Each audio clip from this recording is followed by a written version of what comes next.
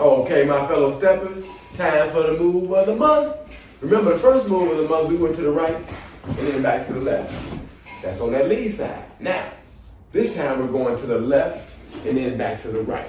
Now, we're going to explain this move to you. Now, what this does is it keeps your partner, instead of being able to walk a little forward and come back like you would with the basic like this, instead of being able to do that, what you're doing is you're blocking your partner from making that forward move. So that second move, which is that second basic forward pack, right? That second move you stepping back onto. Remember, first move you step up, second step back. Now here we go. 7, 8.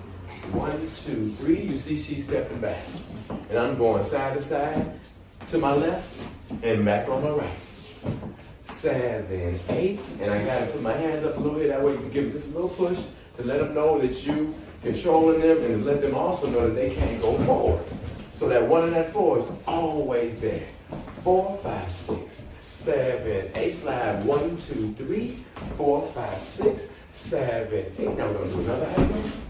4, 5, 6, 7, 8. 1, 2, 3. You see, I'm just sliding. And I'm blocking her from really going where she wants to usually go, which is her first move. That forward basic.